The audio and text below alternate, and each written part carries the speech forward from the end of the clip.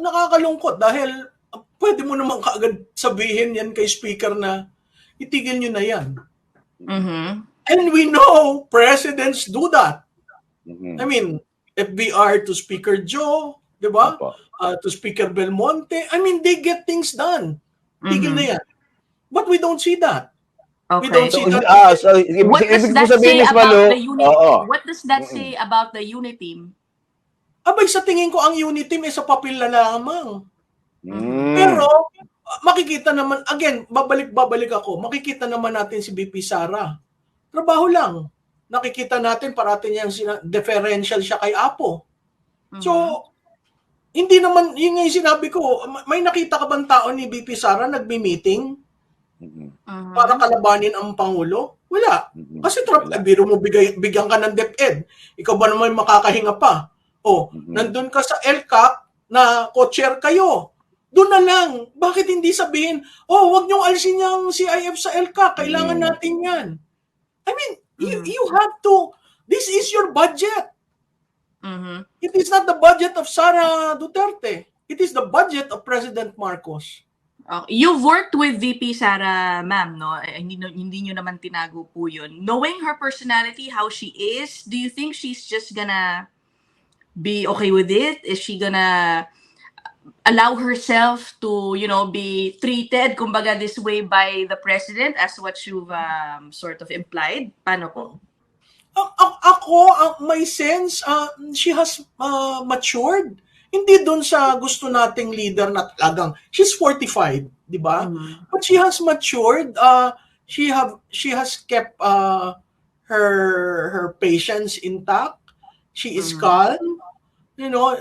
Sabi nga niya, trabaho lang tayo. And, itong mga pukol na ito, I have nothing to hide. The public record in Davao City is open to everyone. Pakibato is there. You can visit. I mean, I was so surprised with the photo shown of Pakibato. Ayun yung noon. Sabi ko, ba hindi kayo gumawa ng before, after? Sabi niya, ma'am, let them discover. So, but this is, there is a part in her that is like the father. Yeah. And there is a part in her that is like the mother. Okay? So, my sense, she is grappling with all these things. And she has said, what matters most are my kids and how they look at me. And this is a person who is not even discussing 2028. For heaven's sake, she's not even on the ballot ng 2025. She has no political party. So why are you guys so afraid of her? There is nothing to gain for Sara Duterte in the midterm. And she has not decided in 2028. Hindi pa ba? Hindi pa.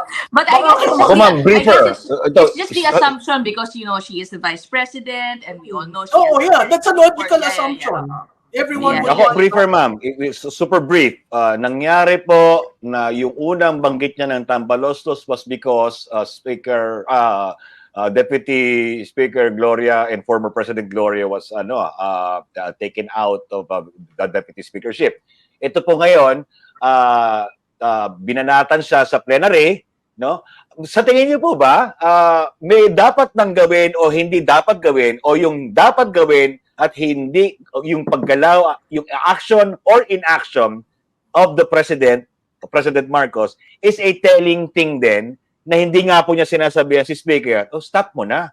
Parang sobra-sobra naman ata ang pagdidikdik niyo na sa ginawa. Parang, may ganun po ba, Ma'am Miss Palu? Ako yun ang nakukuha ko. Hindi ko alam kung shared dyan o masyado lang ako nandun sa arena watching them.